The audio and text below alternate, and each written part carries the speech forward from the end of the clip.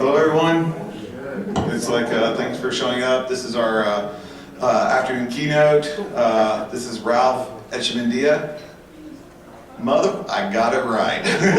I am horrible with names, people. That's an accomplishment. It's like I first met Ralph in Singapore. It's like there's still warrants involved, so we won't talk about exactly what happened.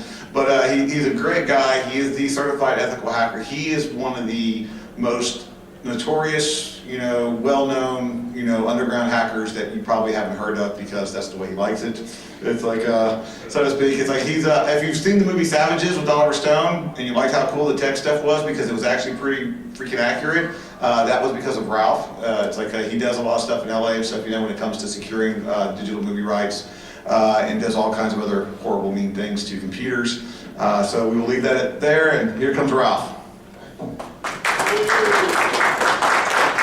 Thank you, Jason. Always nice to hang out with Jason and not get arrested. So yeah, basically what we're going to talk about is emerging threats in cyberspace. I'm going to go straight to here. Jason spoke enough about me here. A little overview here, a little history of cyber threats. We're going to talk about some emerging threats at a glance. Cyber espionage, things like data leaks. Who is the weakest link? Talk about cloud challenges. I spent 5 years working for a company called Terramark that got acquired by Verizon and was early in when we were deploying what they now call cloud computing. And we also run the federal cloud for currently. So if you wonder why Obamacare crashed, it wasn't a data center. And then some of the stuff in the future. I always like to now start incorporating a little, more video since I've been out in LA. Password? No. 1, 2, 3, 4, 5. No. Do you have it, dog?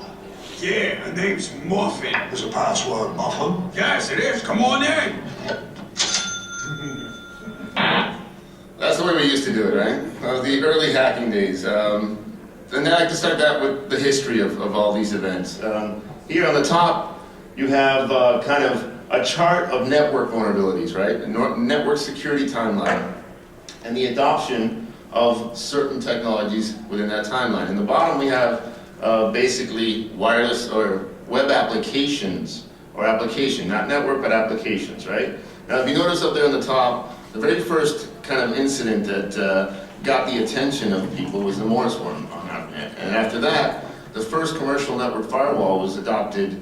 Let's see, how many years is that? From 1988 to 1991, 92 was when the first network commercial firewall was created, right? Was that Gauntlet? What's that? Was that Gauntlet?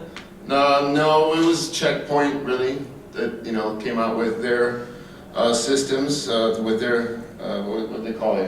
They actually got the rights to use that. Stateful inspection? Stateful inspection. So, way back in those days, okay, so now you look at that timeline. A few years later, you have tools like Satan and ISS come out with their vulnerability scanning tools.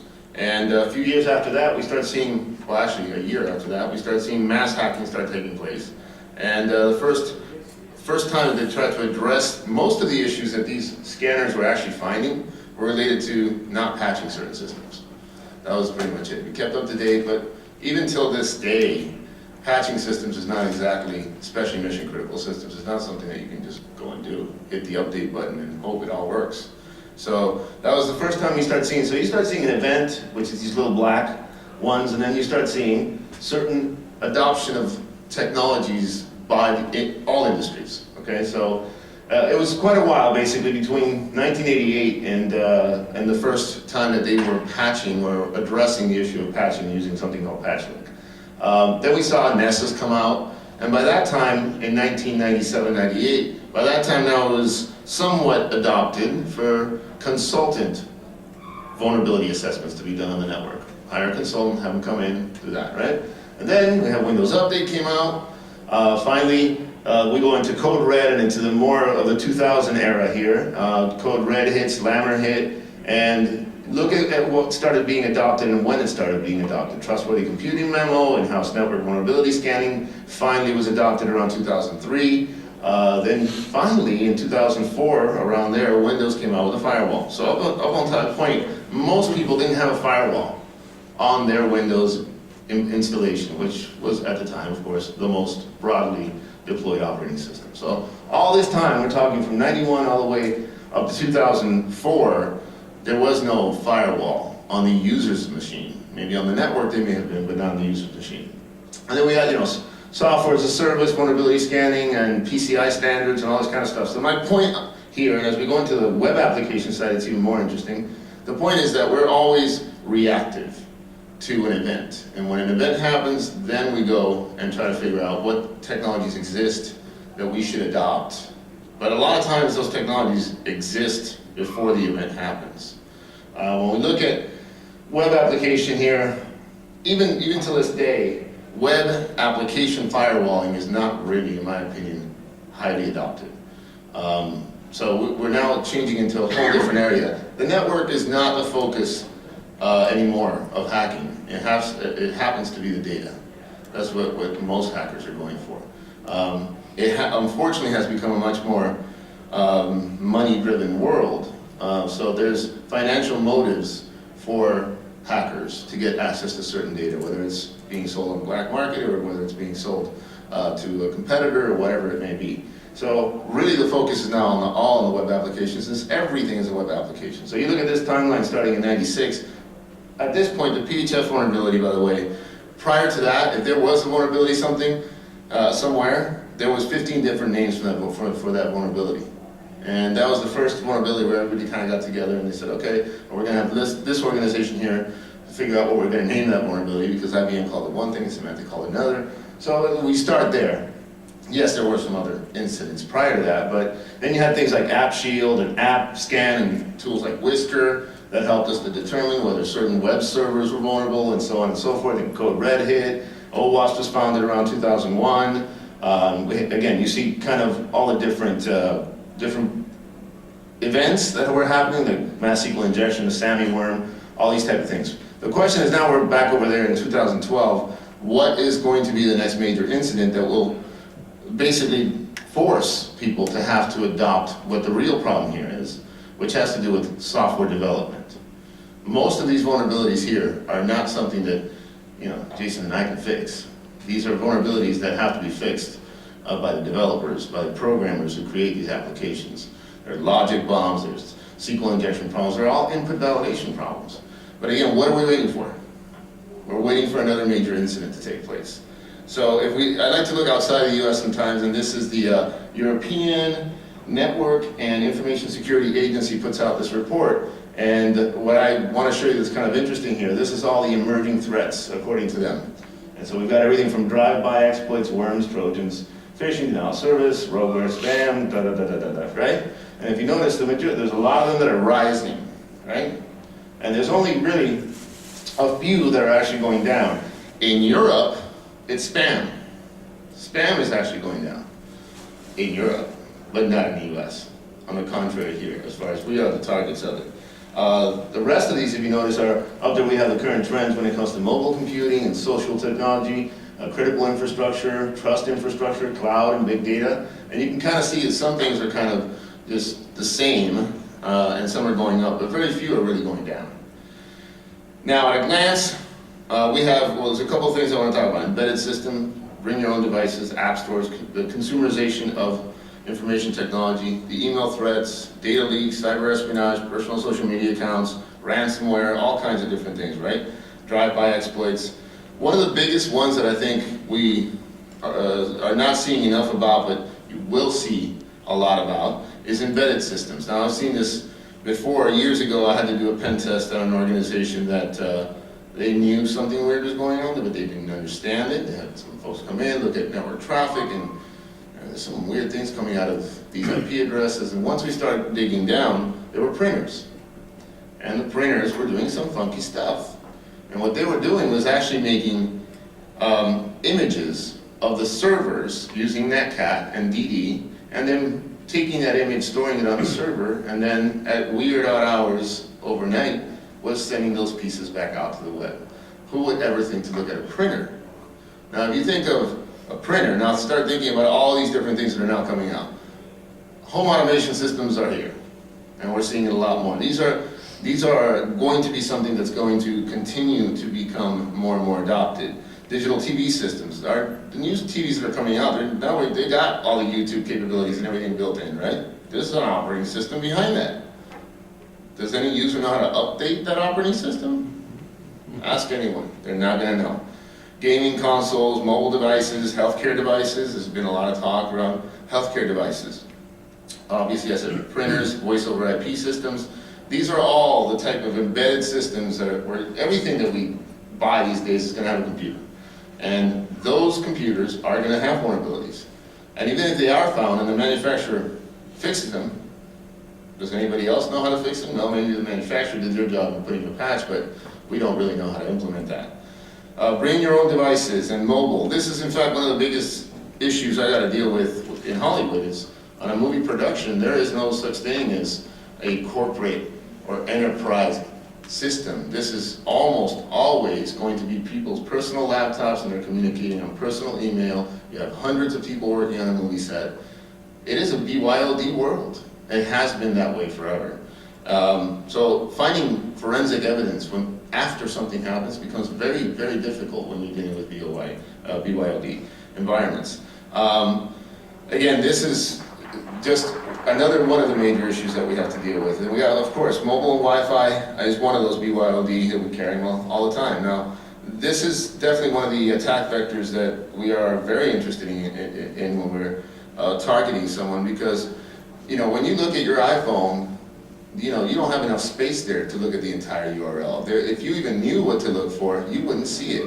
Number one. Number two, you're not going to see any embedded URLs in email. You don't know. You just click here, you go to that link, wherever it may be. And again, this is the most common thing too, is that oftentimes we don't keep our devices patched, even phones, even though we have the ability to easily hit update all, not all do that. And again, that's a major, back to the patching issue that we were talking about before. Then we get into the email threat. Okay, email still to this day, and you'll see me talk about a couple of different reports, and this one goes back to 2009. In that report from Symantec, 90% of all email on the internet was spam. So, I mean, I think we all get a lot of spam, so we can understand that that's probably true, that 90% of all email is spam. When we start digging down, and we look into, this is from a different report in 2012, the categories of spam, and these change all the time. The top one was sex and dating. I wonder why. Then we get into pharmaceutical stuff. I'm sure we've all come across those. Everybody needs Viagra. Jobs, watches, software, and you'll see if you follow these reports, they change. It's kind of interesting what they are targeting and who they're targeting. But once we get into adding malicious links into that spam, bam, now we really have what I'd like to call weaponized email. It really doesn't take much more than you clicking on a link to a site to end up with a Trojan or some sort of malware in your computer. That's really all it takes. And so it's a two-step process, and it is online social engineering, but it doesn't take much, and most people will fall for it. I think that in a campaign that we looked at where 2 million emails were sent out to 2 million different users, and 3% almost always fell for whatever the scam was. 5 different types of scams. They always clicked on a link. They always believed or put their passwords when they ended up at the wrong place. So periodic spikes of spam activity. Spam activity will depend on a number of different things that are happening online and in the world. So you'll notice here that in this report, there was a huge spike in January. This is a 2012 report of malware. And then again, a little bit later in February the following year. It's just kind of interesting to look at this. Now, when you look at some of these numbers, the U.S. is the prime target of these type of attacks. Phishing attacks against financial organizations is the top one. Then we get into information services and computer software and retail and all these other different types of things. Now, when we talk about other than the email threat, other than leading you somewhere using email, what other ways are there to lead you that is an emerging threat and people are not really thinking about? We call it search engine poisoning. A lot of people like to call it search engine optimization. It's the same thing. If I just want you to end up at my site every time you look up Jason E. Street, you know, and install one of those nasty Trojans and blame him for it, hey, that's another way to manipulate search engines. And this includes the use of, believe it or not, using malicious or stolen credit cards to use Google AdWords. This is happening right now. You'll be looking for something, you'll end up at a site that looks and feels legitimate, but it's not. It's actually looking at every possible way to get into your computer. Data leaks. Data leaks have filled the headlines since 2008. That's when we really started hearing a lot about data leaks and data leakage in some way or another. From WikiLeaks to Hollywood, we have seen data leaks in the news all over the place. And I've just put a few up here that are kind of related to what I'm doing now, right? So one specifically that we can talk about is Twilight Breaking Dawn. If you don't know what it is, your kids will. Okay, so Twilight Breaking Dawn was hacked while in production. This is a $350 million production. And get a call, run to Vancouver, get on set, start asking people questions, start trying to figure out, like I said, there's little or no evidence of exactly what happened. And of course, 3 or 4 of the people involved were like, yeah, I've been hacked before. Yeah, my Gmail's been hacked before. So you're trying to figure out when did this happen and how did this happen? And in this case, it was an email threat. Again, same kind of thing. Stephanie Meyer, the writer, was hacked.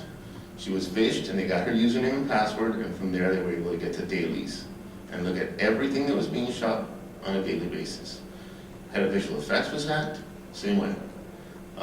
The director was hacked, same way. They all fell for basically a phishing attack. And that's just one example of leaks, and there's many other examples. You know, entire catalog of Michael Jackson got stolen, billions of dollars related to Sony. You know, the Thor script was leaked. So-and-so left a script in a cab in New York City, and it gets online. These are all different types of data leaks. Now, unprotected or unsafe data, again, the problem here is organizations of all sizes here are finding that this collaborative environment that we have, the access to so much data is required, it's needed, but controls around that data are not totally thought about and thought through. Users are, in fact, constantly and routinely sharing data without giving any thought whatsoever to the confidentiality of that data. And I'll give you a couple of examples coming up here, but more than 30% of contract information, financial data, customer information, sales targets, contact details, personal account data is actually being stored on removable data at some point by pretty much every company out there. Put it on a USB stick.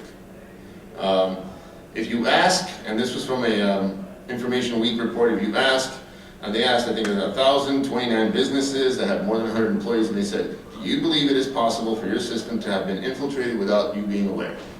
75% of these companies said that they thought it is possible. Only 25% said, no, there's no way, and they're wrong. And they're lying. Straight up lying. Here's a couple of examples, because people go, well, how exactly do data leaks cost money? There's a lot of weird ways data leaks can cost money. You can say, for example, the cost of our forensic investigation and legal and all that kind of stuff is one way to look at it, but there's a lot of different ways. We all heard about, Albert Gonzalez. This happened in Miami a few years ago, where I'm from. These people came to my old DEF CON 305 meetings, and were going around and stealing 42 million credit cards. Now he's in jail. So I want to talk about a small world. His defense attorney was my cousin. I think I'm working with one of your friends, no, you're not.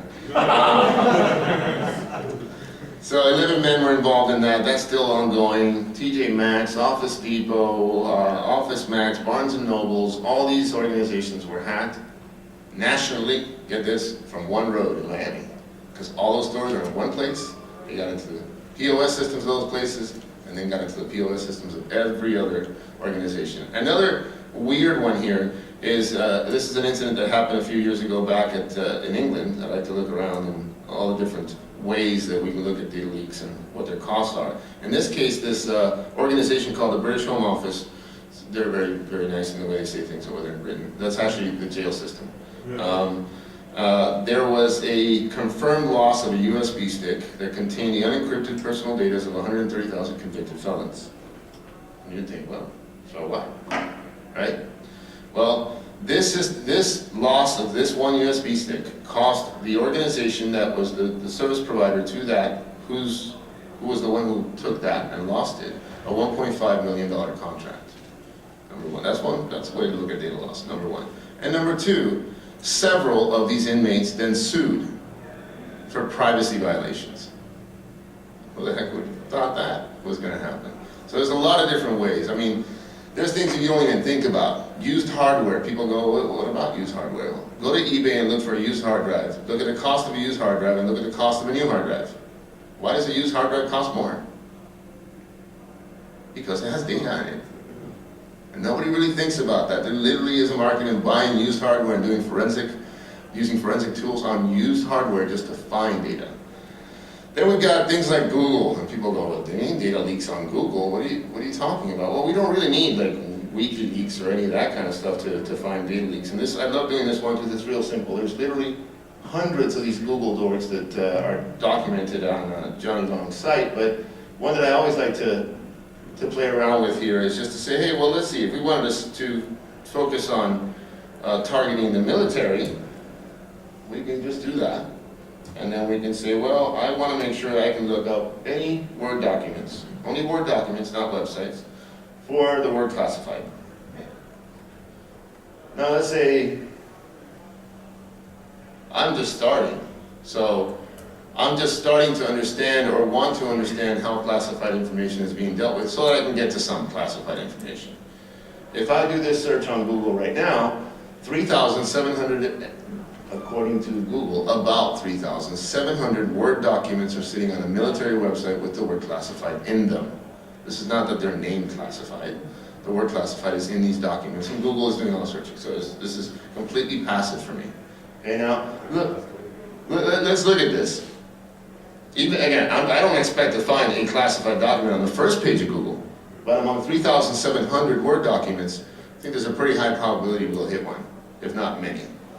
And this is just purely because they don't know what they're doing sometimes. Put it on the wrong server, put it in the wrong directory, and bam, there it is. Now, even if, as Jason just pointed out, on this page I don't have a classified document, I have all kinds of information on how classified information is dealt with. Safeguarding classified information is going to help me a lot in figuring out where it's being stored. And it goes on. Now, why am I interested in Word documents? Why am I showing that example? Because Word documents retain their entire revision history unless you know any different. So I can find a Word document here, say that one, safeguarding classified information, run it through a couple of tools, and I will see every word that was deleted. So, and there's a lot of funny examples of this. There's actually an old tool. If you go in here and Google and put, what was that? Trying to think what it was. It's like 2008 tool for Linux that would just, you feed it a Word document and it spits out all the strikeouts. That's what it is. Strike that out, Sam. There's now commercial tools to do this. And even in this example here, there's some funny stuff he did. For example, let's say that we were targeting, I love this one here. This is when Microsoft was all anti-open source. Open source is bad, bad, bad. Don't talk about open source. This Arenato guy right here, this is a press release on Microsoft's website about this open source versus Microsoft issue. And while you're reading this, if you actually ran this Word document through this, you see that the person who's actually writing this this document is not Arenato. It's a public relations person. And here you see what it actually says. I agree that CIO should stay abreast of the latest and greatest technologies. However, based on real customer feedback and accuracy of data, most CIOs are still deciding that commercial software is more useful and cost-effective solution than open source software. And somebody wrote, Arenato has no point in this step, nor does he have anything that remotely resembles a fact. And he keeps going, okay, and this goes on and on and on. You can even find, say that, there was one example here that say we were targeting Home Depot. Now you got to find out what technologies Home Depot is using. So when you start doing that, you are going to cross-reference something like Microsoft. And you find a press release on Microsoft. And once you run it through this tool, it says, look, Home Depot has evaluated both and chose Windows 4 desktop dev tool servers and point-of-sale terminals. What they deleted was 8,200 Windows desktop, 42,000 versions of Windows embedded POS devices, 1,000 licenses. You pretty much know exactly what Home Depot is using. So this is information leakage. Information leakage can come from a parsing around the website, or it can come in a job posting. It's all over the place. And this is, in my opinion, 70% of how good or how stealthy of a hack you're going to do, is how good you get at intelligence gathering before you actually pull the trigger on any kind of attack. Then we've got issues with, I showed you the Google tricks, state-sponsored attacks and cyber espionage. Since 2007, it has become a common thing for countries to basically accuse each other of hacking each other. This is not exactly new. China just didn't decide to start doing this recently. This has been going on for a while. In fact, in 2007, MI5, the British Security Service, wrote to 300 of their chief executives at a number of different major organizations there, actually warning them of an electronic espionage attack. This is 2007. What year are we in now? We're going into 14, 7 years ago. If you, same report I mentioned before, if you look at this Information Week report, they asked them, how concerned are you about any kind of state-sponsored hacking going on against you? And you'll see kind of what the breakdown there is. Some people are slightly concerned, some people are not concerned at all. 13% were extremely concerned, and 24% were very concerned. I can tell you that even if you think you're not a target of state-sponsored cybercrime, chances are that you are and have no idea. Have no idea. And it's not because of what you may be doing or what your business is about. It just is. It's, as Jason called it, it's you know, this is just based on the opportunity. They're knocking on every door, they're shaking, and if it opens, they're going in. Then they'll figure out what to do with the resources. Then they'll figure out what to do with the data. But in the meantime, no. We also have the rise of ransomware. I literally had 10 people in Los Angeles call me up with this one, literally this one ransomware hack. My screen comes up, no matter what I do, I reboot my computer, and it says that the FBI wants $200 because I have violated copyright infringement.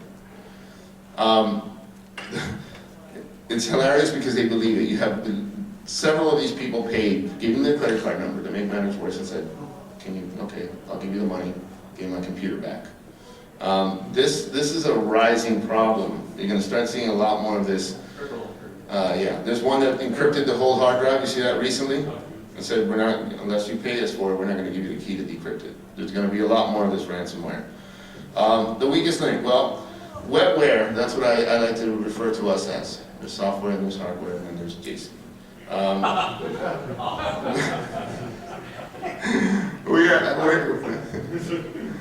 We're still not really doing enough to address this. You guys were talking about it in the panel before, and I think that's key that we all really, you know, I don't like the word evangelist, that's a little scary, coming from Florida. But we do need to realize that our jobs as security experts or security researchers or whatever are really to do more than just inform people in this room.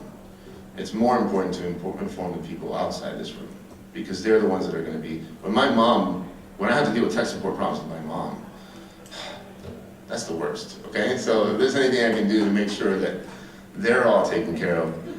If you look at this little chart I got here, right? This again, from one of those reports. This is which of these security technologies or practices are most effective in protecting your organization from internal or external security threats? This was the question that was asked.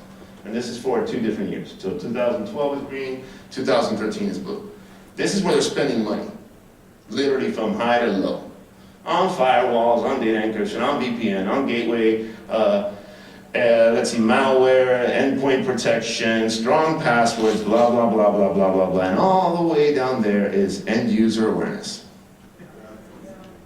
That's literally what they said, is that that's the least, in their opinion, these people that they were asked, that's the least effective. But that's the entire problem. We are the weakest link, yet we're not addressing the weakest link. We can do all kinds of stuff to secure the technology in the process.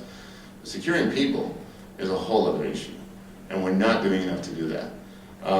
We really need to, every day that we're doing what we do, we should think about that and see what we can do to better that. You came up and talked about high school programs in cybersecurity. And one thing is to talk about the defense, and the other, we should be talking about all of it. That's what our community comes from. We should be talking about the attacks, the defense. That's how we get a better understanding. And it doesn't all have to be technical. I remember years ago I went to a con in Atlanta, and one of the guys from Call to the Dead Cow came up and did this talk, and at the end of it, it was really, you know, still sticks in my mind today, because he said, you guys think you're all cool creating tools for each other. You're not. When you create tools that your grandmother can use, then you're cool. And that's always stuck in my head. Oh, I'm going to make a killer SQL injection. How am I going to get anyone who doesn't understand what even SQL injection is to make sure that their servers, because you still go out there and talk to system administrators and web application developers, and they have no clue. That's all education. That's all we can do is really address. When we say end user awareness, that just doesn't mean the Windows user over there. It means the developers. It means all of the people between here and there. When we get into the cloud, there's a lot, having worked at a major cloud provider that had to deal with all of these issues early on because we host the federal cloud. So any and every possible compliance issue you can imagine we had to deal with, including major forensic issues. There's a lot of moving parts there. There's a lot of issues around what the service level agreements are for what when you get into cloud computing, especially as an infrastructure as a service play. Root cause analysis, this is a major issue. When something goes wrong, they love to point back at the firewall all the time. Hey, listen, somebody did it on the firewall, and God forbid there's a pen test going on because it's their fault. On the cloud, it gets even more complex. Issues with forensics, major issues here. Network, disk, and memory. How exactly are you going to do some of the stuff you guys are seeing here? How do you dump memory out of a cloud-based server? Exactly. Is it going to cause any other problems? Okay, the FBI just showed up and they want to make a disk image of a hard drive the size of this room. It's not possible. So there's all kinds of different issues that you really have to think about whenever you're deploying applications into the cloud. There's all kinds of issues to deal with here. The mindset needs to change from a point in time to continuous compliance and performance assurance. A lot of these things that we had to deal with at Terramark with, like when eBay and PayPal got attacked on DDoS attacks, the answer was just give them a bigger pipe. There was no other answer. We can, as fast as we can start putting in exclusions for IP addresses, new IP addresses are hitting it. So all we can do is just give them a bigger pipe. And that's why we move operations over there. So again, point in time, continuous compliance and performance assurance. We have all the same challenges that we had before with all the old architecture technologies. But with this, we have some new ones in addition to that. Where exactly is my data? And people don't think that that's not really important. Okay, well, they have 5 different data centers and you're on their cloud, Amazon. Where exactly is your data? Is your data in Seattle? Is your data in Los Angeles? Or is your data in London? Because if your data is in London, depending on the kind of data that is, you could be in violation of any number of different compliance issues. And you have no idea. You're just using the cloud. Each server is now just a file. Additional considerations for incident response, of course. This is a little bit different in how we have to deal with an incident when it takes place. Again, there's certain things that we can't do if it's a cloud-based server. Additional considerations with forensics. Storage systems are much larger. Like I said, that example of, we need to make an image of your hard drive. Good luck. It's, you know, a petabyte. Additional considerations for law enforcement. Law enforcement has had to change the legal requirements when they're dealing with the cloud. Because you can't take an image of that hard drive where the one file lives on, which is a hard drive too. So there's additional issues to have to deal with there when making sure that it could be legally admissible in court. Additional issues here, there's new attack vectors. You have issues like, you know, from the cloud perspective, you have guest-to-guest issues where guest operating systems, can they access each other? Host to the VMs, to the hardware, guest to self, external to host, external to guest, host VM to all hardware, all kinds of issues here. In fact, one of the major issues we had to deal with while at Terramark is that how we can, in other words, intrusion detection, if you want to call it that. It's not even a matter of intrusion. Any cloud environment is ridiculous. I don't know if it's even really possible. Intel is working on a hardware platform type of IDS, so in other words, I could say, these have to live here, and if they move anywhere else, The hardware will check, and if that's not there, then all of a sudden it's not gonna allow it to move, or it's gonna sound alarms and that sort of thing, because that is a major issue, since you don't know exactly. Things are just hopping around in the cloud. They're being moved to different servers. So, these are the challenges that we have to deal with. Again, all the normal challenges when it comes to the cloud, these security threats, we have to increase our focus on how we're going to deal on these emerging threats. And these are, I'm just talking about some of the things that I'm seeing that are not being discussed all the time, or very, very few times. But of course, malware, we're dealing with lots of malware, client-side attacks, advanced persistent threat, application layer attacks, which like I said is really where it's at. And then some issues around the cloud. There was back at Terramark, we were able to get one of our friends to make a cloud burst attack work on a specific environment. It didn't work in our big environment, but cloud bursting means escaping the virtual machine and getting access to all of the cloud that's running on that hardware.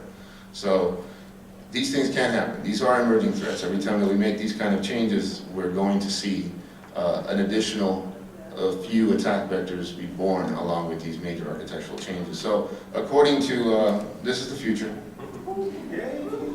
And the future looks nice. Unfortunately, that's not what it looks like. I think things are gonna get way worse before they get better. I think we're gonna see some major incidents happen in the next couple of years that are going to force organizations to really focus on the issue of security before an event. Honestly, still to this day, they only focus on it after the event. And it usually costs a lot of money. Again, continuous compliance is the main thing here. Total application assurance, that goes back to the developers and everything we were talking about before. Somebody's gonna get popped. The question is, how fast can you respond to it? That is what I think security is going towards. It's not a matter of defense, oh, make sure they didn't get you. No, it's how quickly can we detect when something goes awry. The biggest issue, and that's a lot of what I'm doing now with this production side of Hollywood, is dealing with security from a contextual perspective. We have stateful firewalls, we have this and that. What about us talking? If Jason starts talking to me like a normal person, then it's not Jason. Right? So the context of our communications is key to determining when we see things like phishing attacks and things that we have still yet to see is based on the context of our communications, not the technical content of packets. So we have to focus more on that. Pete Nicoletti, who is a sales guy over at Terramark, used this term a lot, and I gave him respect for it up here. Intrusion resilience. We need to become more resilient to intrusion. Not think that we're going to all of a sudden get rid of intrusion. Use it. Standards for the cloud are changing, and the growth of adoption of certain technologies. I mentioned earlier on, sort of the consumerization of information technology. It's pretty much consumerized, right? We have phone, is there a day that goes by that any one of us does not use IT in some way? Some way. It really isn't. So that's been adopted very well, but security is still falling behind. When we talk about things like, I know the number has changed, but I always used to like to joke around, and you can use this and say, most companies spend more money on coffee than they do on security. If you go to financing day, you can counter. Tell me how much money you spent on coffee this year. And then tell me how much money we actually spent on security. Chances are you spent more on coffee. So don't be surprised if you get popped. And don't be surprised if it costs you millions after. So the future, I do see an increase in state-sponsored cybercrime. I do see an increase in arrests because now the laws are starting to align themselves with some of these issues. I do see an increase in InfoSec budgets. Let me go back to that arrest for a second. I talked about that I handled the Twilight case. You know what happened on that? We busted a 21-year-old Twilight fan in Argentina. Okay? They went after her for $2.1 million illegal, blah, blah, blah, blah, blah. And the ruling came out 3 weeks ago, and this is the most interesting part, and this is what I'm saying, arrest and legal. Number one, when you have a movie script, it's copywritten material. But when you start shooting a movie, that script changes. Those changes are not copywritten material yet. And as you shoot the movie, that's why I have a script supervisor listening and goes, oh, they said the, not the, and to, and that, and they're changing everything in the script. So, the girl we found, and when they actually charged her with these copyright infringement issues was before the film was released. So the judge ruled that there was no copyright infringement. So that means there's no recourse. Secondly, the judge also ruled that there was no proof that the girl did the hacking. And he's absolutely right, because I told him, there's no proof of the hacking. The girl was using Windows 7. She's not a hacker, okay? She's just viewing the daily. Somebody gave her a password. How many other people out there could have had the password to look at the dailies? The judge, now judges, this is a big difference from 10 years ago if you asked a judge that question, oh, hacker, that's not what they would have said. But they looked at the facts and said, there's no proof of the hacking, there's only proof of the leaking. And because you filed this here, and the movie came out there, and then you finally did the copyright for all these changes that had taken place, when you filed those charges, it didn't exist. So again, arrests will happen, but I think the law is kind of catching up. There will be an increase in IT security personnel and budgets, but along with all that, there's also going to be a growth in attack vectors, there's going to be a growth in the complexity of these attacks, and so we have a lot to deal with. There's a lot of things that are emerging right now, as a result of all this great technology that we have. And this great technology is very comfortable for us to use, but along with that comfort comes a lot of vulnerability that we don't understand. And the best thing we can do is try to address the wetware issue, try to address the education issue, try to educate not only the people we work with, but the people we interact with every day, our families, and everything else. If we come from this field, chances are the last thing we want to do at the family reunion is talk about computers. But we should think about what few words we can to inform everyone of what they can be doing to be more educated on their actions online. So anyway, that's my story and I'm sticking to it. Thank you guys very much for coming out. Thank you for having me. It's been a pleasure. It's time to go to the party now. Yeah, sure. Absolutely. Questions? What do you think about when you see the prosecutions and stuff, it's like with the law officers, it's like, who's going to be making those cases, or deeming it for necessary? It's like, I mean, what has to happen for there to be an actual event for the law to actually go and say, oh, we're not actually prosecuting the right way, the right Right. process, like lead case and stuff. Right. What's going to take to do that? I think it's going to take a few more events, unfortunately, for them to figure out exactly how they're going to address some of these issues, and like you said, whether they're prosecuting even the right person. They're kind of going after some. We had enough data that said this IP came and was viewing this, and they were like, yeah, that's them. Now, wait a second. We also have several other. No, that's them, because they're the ones that were viewing it the most often. So it's the wrong person to hit a 21-year-old girl with 2.1 million who lives in Argentina. And come on. Well, in their defense, she was watching Twilight. You said it. Now I can't say it. Yes, sir. I heard you say that we're spending more money on coffee than security, and I'm wondering if that's creating the leaks that's causing the wetware. Yes, I think it is. They have to go to the bathroom a lot more often, so yes. Well played. Yes. In this future world where we have to, or as we expand our knowledge and enact our what we learned from hacking and from information security, should we be more prone to practicing on our own system, or be more wary as we try to venture out into whatever, the internet? Well, practicing on our own systems will help, okay, but it's not obviously giving us a bit of a closed view of the real issues. So I think it's inevitable that you're going to see that hacking is taking place across the web and people try things out and test things out. Like, for example, you can scam all you want. You can nmap the world, and that's not illegal. So then you can drive around with the weapon. That's not illegal. I mean, there's a lot of different things that extend outside of your domain and your computer and your environments. I think one of the things that needs to exist that doesn't quite exist is, especially for people within our field and even for people outside, is I want to test this stuff out. I want to learn more. I want you to give me an environment that I can do that. I spent years at Terramark trying to say, let's use our cloud for academic use. Let's coordinate off a piece of that cloud and say, let's work with academic book publishers, let's work with all these people, and create an interweb in there that they can hack anything, that they can go after things, that they can actually see, because most people, you can talk about it as I want, but they don't get it until they see it and until they feel it. I'm doing this thing in Hollywood on Tuesday called Hacking Hollywood, and I'm gonna hack the assistant of a major executive at a Hollywood company live. It won't take any more than an email with a link. And until they see that, they don't get what I'm talking about. I can say it till I'm blue in the face, but they don't quite understand.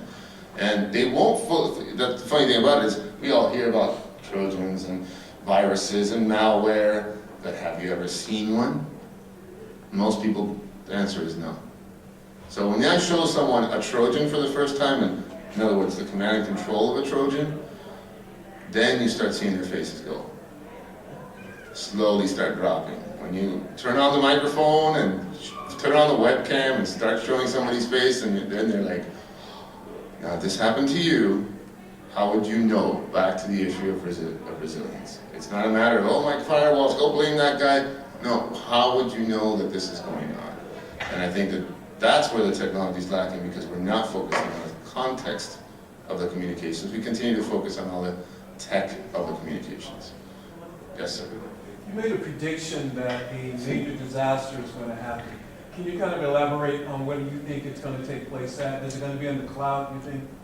I think it's going to be bigger than the cloud. In my opinion, the disaster will be financial, and it'll be because of an attack on something critical to the financial transaction processing. And if we, for a day or two, can't use plastic, that's huge. That's going to be, it's not Obamacare going down. It's I can't get to my money right now. I can't pay for the Pepsi and the pizza. Even Jason will freak out if that happens. So that's what I think. It's going to be along those lines. And when you talk about financial systems, there's so many moving parts in those financial systems. You can attack Wall Street, you can attack this bank or that bank, but there's a number of underlying protocols in the way they do things. And if the right vulnerability is found in one of those underlying protocols, then it all can stop in some way for a while. And it ain't going to stop forever. But even if it stops for 24 hours, on a global scale, people will freak out. And then you'll see more of a focus on it. Oh, here, let's at least spend as much as we do on coffee. Yes. So are you an advocate for cloud computing? I'm not going to say that I am or I'm not. I think that it has a lot of value, and it has issues that there's certain things I wouldn't run on the cloud, and there's certain things that I would run on the cloud.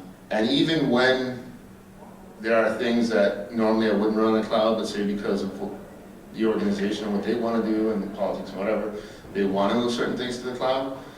I think that most organizations don't fully understand what to ask the service provider that if they're doing. Because I'm interested, because I heard from one of my professors that our college is moving towards cloud computing next semester. I don't think that, Like academia, that's my record. no, I think for academia, the cloud is actually a very good thing. Because like I said, it's flexible, it's elastic. It allows us to do so much that we couldn't do in a brick and mortar hardware type of environment. So for academia, I think the cloud is awesome. So to add a little something to that, I work with the Department of Defense. We're moving a lot of things to the cloud right now. There's a lot of applications that are being hosted in the cloud, a lot of servers being hosted in the cloud, and it works fantastically when it works. yeah, Security is something that we are paying a lot of attention to. It's baby steps right now, yeah, but right now I'm working on standing up one of the largest cloud computing environments in the United States. So yeah, it's a work in progress, but like I agree with you that academics especially, because that gives you access to things anywhere in the world. yeah. So when you're military, for instance, and you're going to be Yeah. traveling around or something like that, it's nice to have access to everything that you need when you need it. Yeah, like militaries, and academia in this case are a perfect one, because till this day, you got a bunch of hackers here. I've written course materials and the certifications and all this kind of stuff. You got how many thousands of enlisted, military out there who are on a boat. What better time to educate and train them than when they're crossing, the Atlantic, right? But then it's all slideshows for the most part, or doc, professor, whatever. It's not. They need the hands-on part. The hands-on part is what actually drives home what the real risk is. Because otherwise we can talk about risk and throw stuff around, but it's when you actually go, oh, I can get to that, and that's what this means. You don't get to what that means until you actually get. So the cloud is great for that sort of use. You know what I mean? Academia, and luckily you're not exactly hosting something that, okay, they got your, certain information that they can get, but you're not exactly hosting all kinds of financial information or insurance information or healthcare information. Those sort of things can be real damning if you put them on the cloud, and they are going on the cloud anyway. That's the thing, is most of these companies are moving to the cloud. I mean, I'm working on a gig right now that literally the entire gig is for me to just come up with questions. And so far we're up to 480 questions. And this is for service providers for direct disaster recovery in the cloud, for certain operations on the cloud, and that breaks down. And when it's a big organization, it's every conference calls 15 people from all over the world. How the hell are we gonna get, listen, just email me whatever your concerns are, we'll try to put them in those questions. And then you have to categorize, okay, so what's important, what's not important, depending on your business needs, your business requirements. I used to use this all the time in class, and okay, so somebody comes up to you and says, hey, we need port 4274 open. And we don't typically go, why? And then because I said, we have this application when you're running. Well, what's the business justification for that application? Give me something to explain why we have to open things, because we don't want to be opening things that we shouldn't be opening. So common sense is not always common, and it's really, you think that that's not true in security, because no, that's also true in security. I think you may have been there a couple of years ago. A friend of mine wanted to see how we can fool the security people. Let's fool all of the information security experts by creating a pretty girl. Yeah. Let's create, this pretty girl. And all he asked me to do was, it was his idea, so I'll give it to him. But all he asked me to do was, listen, I need somebody who's kind of well known in the security space to make her look real on LinkedIn. In other words, that's it. That's all I need you to do. Tell me the plan. Keep quiet. A year from now, I want to present this at DEF CON. Let's see how well it'll work. Sure, dude. Yeah. Worked with her. Yeah. For her to talk. Whatever. A year later, do you have any idea what kind of people fell for this? People at the Department of Defense fell for it. People within the whole DEF CON world, everybody fell for it just because they were like, yeah, I want her to come talk. Yeah. Just a very simple, and again, a webware problem. It's not really that's not a software issue, that's not a hardware issue. It might be a hardware issue, it's a different kind of yes? On some of the percentages you gave, that so many millions of people, 3% of them are definitely fall victims. Basically, the statistics then, you seem to be saying that our species is not a perfectible species. Absolutely not. And we have a thing to say, we're only human. Is in order to do what we need to do, should we have a SimCity or avatar or something that we could define as our official interloper to exist between us and our machine? And it constantly monitors things. Well, yeah, I see you got a new email, but it's not for anybody, and I see it's got a hot link in there that Yep. Says, yes, you are absolutely right. So that the burden of shifting the 18 gears and all the things of real-time vehicles, we don't have to do that anymore. Yeah. We can say, I don't know, drive forward, or you're backing up and it goes, beep, beep, beep, there's a kid in your way. Right. We need something like that on these kind of things. Can we not have Avatar or SimCity or these folks that play these games all the time to set up the little, the personality and the things that this is the unusual thing about this Yeah. guy, he always notices this or that. Tweak Uh, those and put it in as an interloper between your systems. I think that that is definitely a great idea. That is what's needed. Like I said, it's, you know, there's products to put on your computer, and there's products to put on your network, and there's all kinds of products that we can put for the security that's supposed to be doing some of that stuff, and it doesn't work. It really just doesn't work, because if you start affecting the performance and productivity and functionality of things when you start putting security in that way, because we're still thinking in a different way. You're saying, you know, use a what's that game?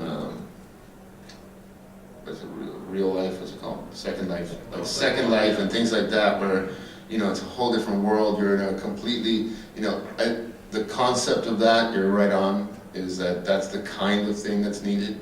I'm not sure that that's the visual or the actual implementation of it, but that is the thing that's needed. And I'm kind of giving away some of the stuff I'm working on for the future. If you have, and this is a big one though, so if somebody walks out of here and goes and tries to do this, I'm coming after you with the patent lawyers. If you have LifeLock for your identity, and you have ADT for your home, how come there isn't anything like that for your internet connection?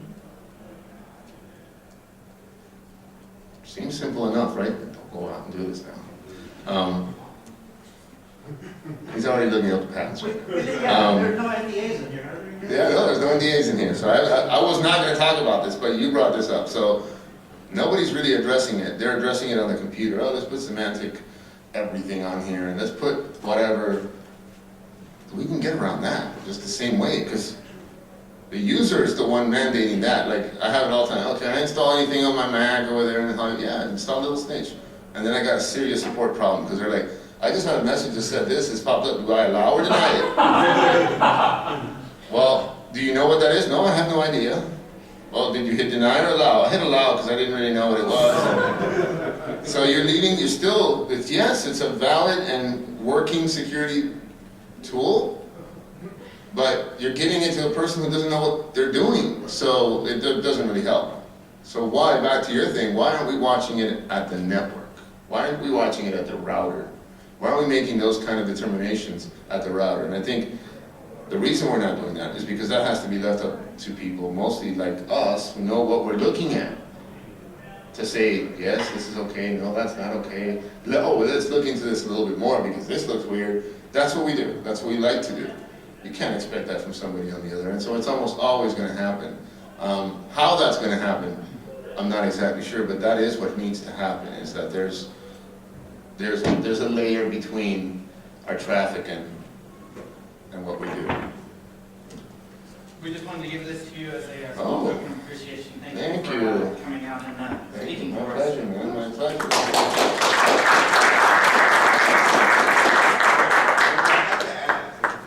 If humans do create an artificial intelligence to help us out with that, we're going to beg Shalish Phillips so it doesn't try and kill us. It's like at some point, so it's like. Yeah, well, artificial intelligence, I love to have this issue right here, because computers don't understand anything but what they're told to. Yeah. They're not complicated.